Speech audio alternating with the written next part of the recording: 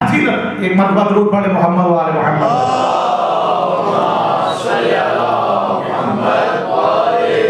دونوں بازو بلند کر کے نعرہ حیدری. یہ میرا حسین ہے، حاضر حسین، اسے پہچانو، اس کی فضیلت کو سمجھنے کی کوشش کرو. یہ میرا حسین زمین والوں سے زیادہ آسمانوں میں فضیلت رکھتا ہے، آسمان والوں میں فضیلت رکھتا ہے. بات یہاں پہ ختم نہیں کی، آگے پیغمبر فرماتے ہیں ان الحسین مصباح الہدی وسفینۃ النجاۃ. یہ میرا حسین ہدایت کا مینارہ ہے، نجات کی کشتی ہے. یہ میرا حسین ہدایت کا مینارہ ہے، نجات کی کشتی ہے. بات سمجھ میں آ گئی جو مصطفیٰ نے فرمایا تھا کہ مثل اہل بیتی کمثل سفینۃ النجاۃ، سفینۃ النجاۃ. یہ کہ میرے اہل بیت جو ہیں یہ سفینہ نوح کی مثل ہے. جس طرح سفینہ نوح نے لوگوں کو نجات دی تھی، یہ بھی نجات دینے والی کشتی ہے. ادھر حسین کے لیے فرمایا ان الحسین مصباح الہدی وسفینۃ النجاۃ. یعنی پتہ چل جائے کہ جس دور میں زندگی گزاری ہے، اگر کوئی علی کے دور پہ تھا تو اگر اس نے نجات حاصل کرنا ہے تو علی کے دروازے پہ آنا پڑے گا. اگر کوئی حسن کے دور میں تھا تو اس نے نجات حاصل کرنا ہے تو اسے حسن کے دروازے پہ آنا پڑے گا. اور اگر کوئی حسین کا دور دیکھ چکا ہے تو اسے حسین کے دروازے پہ آنا پڑے گا.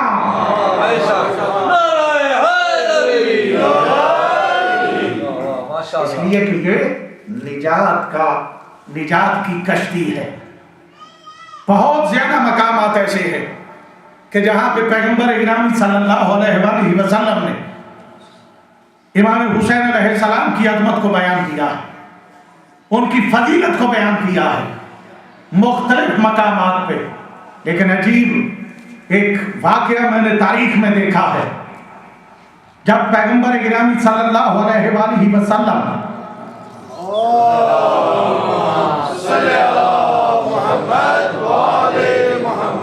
مسجد میں تھے، ہزارہا مرتبہ آپ نے یہ بات سنی ہوئی ہے کہ امام حسین علیہ السلام آئے، آ کے پشت پہ سوار ہو گئے، سبحان ربی الاعلیٰ کی تسبیح پڑھتی گئے. جب یہ عمل ختم ہوا، پیغمبر کی پشت پہ امام حسین ہے اور سبحان ربی الاعلیٰ کی تسبیح بڑھتی جا رہی ہے. ادھر یہ نانے اور نواسے کا عمل جاری ہے. میں نے تاریخ میں پڑھا ہے کہ جب یہ عمل ہو رہا تھا، دروازے پہ ایک یہودی کھڑا دیکھ رہا تھا.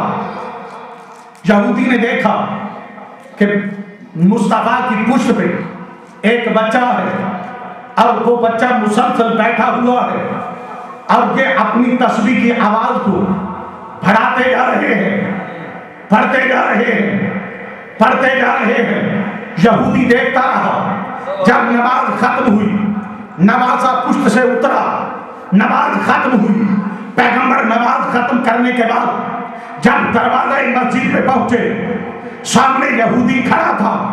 یہودی نے دیکھا، دیکھ کے کہنے لگا کہ اے محمد، اگر کوئی بھی بچہ اس طرح سے کھیلتے ہوئے آ کے تیری پشت پہ بیٹھ جائے تو جیسا سلوک تو نے اس بچے کے ساتھ کیا ہے ویسا ہی سلوک اس بچے سے بھی کرے گا.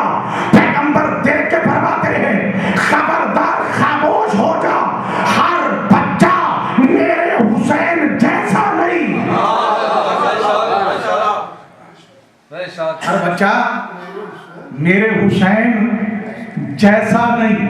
اس نے سوال کیا کیا کہ کوئی بھی بچہ آ جائے اور آ کے پشت پہ سوار ہو جائے تو آپ اس کو سوار ہونے دیں گے؟ جو عمل آج کیا ہے یہ عمل اس کے لیے بھی ہوگا. پیغمبر فرماتے ہیں خبردار، اس لیے کہ ہر بچہ میرے حسین جیسا نہیں. یہودی دیکھ کے عرض کرتا ہے کہ کیوں؟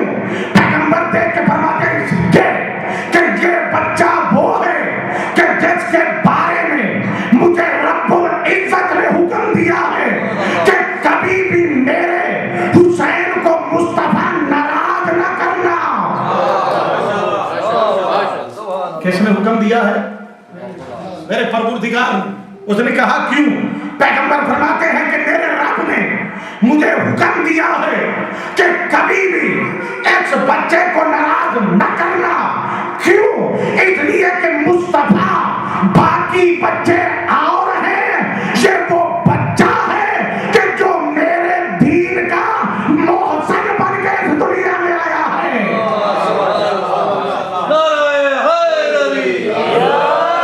تو نبی کی پشت پہ ہو اگر تو نماز حق بھی رکی رہے. تو نبی کی پشت پہ ہو اگر تو نماز حق بھی رکی رہے.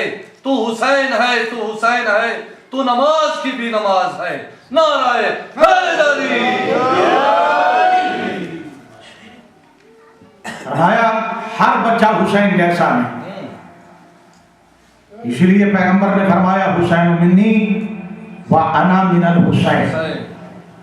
یہاں پہ میں ایک جملہ کرنا چاہتا ہوں کہ یہ حسین منی وانا من الحسین کا جو جملہ ہے یہ کسی خاندان پرست زبان سے نہیں نکلا. یہ کسی خاندان پرست زبان سے نہیں نکلا بلکہ حق پرست زبان سے یہ جملہ نکلا. کیونکہ وضاحت کا اتنا ٹائم ہی نہیں ہے کہ میں اس کی تفصیل میں چلا جاؤں. باتیں اور بھی دو چار آپ کی خدمت میں عرض کرنا ہے. پیغمبر فرماتے ہیں حسین منی وانا من الحسین. حسین مجھ سے ہے اور میں حسین سے ہوں. عام ویسے یہ ہوتی ہیں اور علماء اکرام، واعظین، خطباء، شعراء اس بات کو واضح کرتے ہیں کہ حسین منی تو سمجھ میں آتا ہے، وَأَنَا مِنَ الْحُسَيْن سمجھ میں نہیں آتا ہے. کہ نواسا نانے سے ہو سکتا ہے لیکن نانا نواسے سے کیسے ہو سکتا ہے؟ یہ بات بالکل سمپل ہے اور سمجھ میں آتی ہے کہ نواسا نانے سے ہو سکتا ہے لیکن نانا نواسے سے کیسے ہے. صرف ایک بات عرض کر کے بات کو آگے لے کے جانا چاہتا ہوں. دیکھیے کائنات میں جتنی ہستیاں موجود ہیں ان کے کمالات، ان کی فضیلت دو وجہ سے ہے. ایک ان کا ذاتی کمال ہے، دوسرا ان کا نسبتی کمال ہے. کسی کے لیے اگر فضیلت کو دیکھنا ہے تو یا ذاتی کمال کو دیکھا جاتا ہے یا نسبی کمال کو دیکھا جاتا ہے. ذاتی کمال کہ یہ ذاتی طور پہ ہے کیا، نسبی کمال یہ کس خاندان سے تعلق رکھتا ہے، اس کا باپ کون تھا، اس کا دادا کون تھا، اس کا پردادا کون تھا. ذاتی کمال کہ یہ ہے کیا. توجہ ہے آپ صاحبان کی. اگر کسی کی بھی فضیلت کو دیکھنا ہو تو دو ہی ذریعے، ایک ذاتی کمال، ایک نسبی کمال. میں مثال دیتا ہوں. اگر آپ میں سے کسی کا کوئی بیٹا عالم بن جاتا ہے تو یہ عالم بننا اس کا ذاتی کمال ہے. چلے میں اس کو تھوڑا سا پنجابی میں لے آتا ہوں. اگر کسی ویلڈر کا بیٹا وکیل بن جاتا ہے،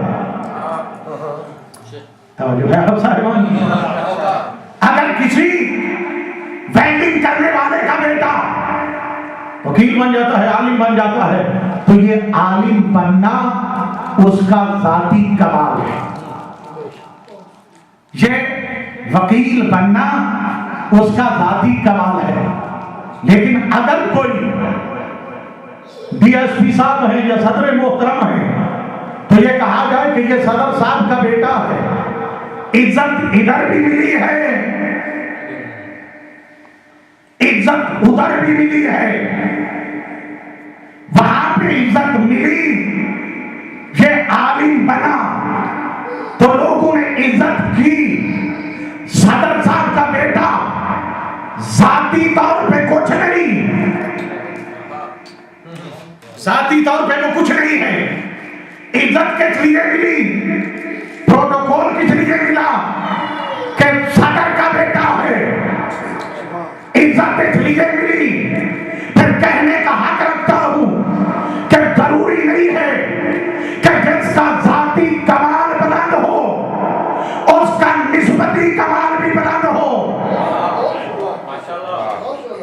یہ ضروری نہیں ہے کہ جس کا ذاتی کمال بلند ہے اس کا نسبتی کمال بھی بلند ہو۔ اب ضروری نہیں ہے کہ جس کا نسبتی کمال بلند ہو اس کا ذاتی کمال بھی بلند ہو۔ ایگزامپلز دے دیتا ہوں تاکہ بات واضح ہو جائے۔ ضروری نہیں ہے کہ جس کا ذاتی کمال بلند ہو اس کا نسبتی کمال بھی بلند ہو۔ ضروری نہیں ہے کہ جس کی نسبت بلند ہو اس کا ذاتی کمال بھی بلند ہو۔ توجہ چاہ رہا ہوں کہ نسبت بلند تھی لیکن ذاتی کمال یہ بنا کہ جہنم میں چلا گیا۔ نسبت تھی نوح کے ساتھ، جناب نوح کا بیٹا جہنمی نہیں بنا، غرق نہیں ہوا۔ نسبت کس کے ساتھ تھی؟ نوح کا بیٹا، نبی کا بیٹا، لیکن ذاتی کمال کی وجہ سے غرق ہو گیا۔ ضروری نہیں ہے کہ ذاتی کمال بلند ہو تو نسبت بھی بلند ہو۔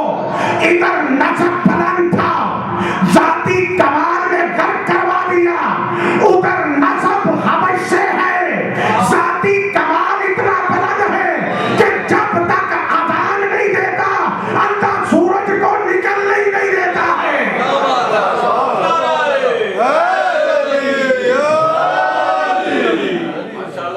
خدا دل کو چڑھنے ہی نہیں دیتا۔ ایک طرف نسب بلند ہے، جو کمایا ہے اس نے وہ برباد کر دیا ہے، حسب برباد کر دیا ہے۔ دوسری طرف نسب حبش سے ہے، حسب یہ ہے کہ سیدہ زہرا کی دعائیں ملتی ہیں، حسب یہ ہے کہ مؤذن رسول کہا جاتا ہے۔ کمایا ہے یا نہیں کمایا؟ نسب چاہے جیسا تھا، حسب بلند ہے۔ ادھر نسب بلند تھا، حسب کچھ نہیں ہے، یہ کمال ہے۔ اللہ نے حسین جیسی نعمت سے جانے جو نوازا ہے، یہ تمام حسب اور نسب کا کمال پیغمبر نے ایک جگہ پہ جمع کر دیا ہے۔ یہ جملہ کہہ کے کہ حسین و منی و انا من الحسین، پیغمبر نے واضح کر دیا ہے کہ اگر میں نہ ہوتا تو حسین کا نسب نہ ہوتا، اگر حسین نہ ہوتا تو محمد کا حسب نہ ہوتا۔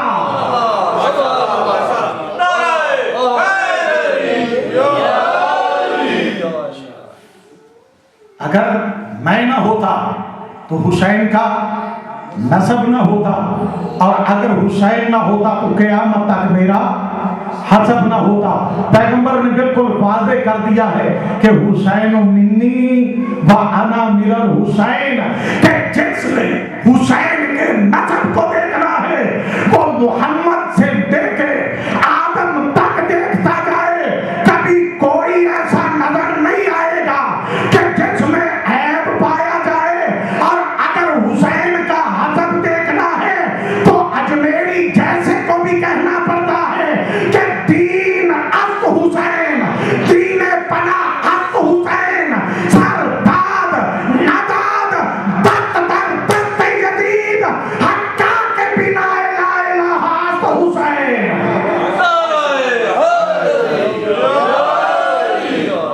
یہ حسب ہے حسین کا۔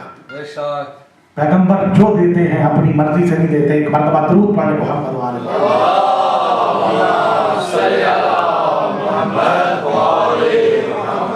وما آتاکم الرسول، جو رسول عطا کرتا ہے اسے لے لو، جس سے منع کرتے ہیں اس سے مان آ جا، اس سے رک جا۔ علی عطا دیے ہیں تو کس نے؟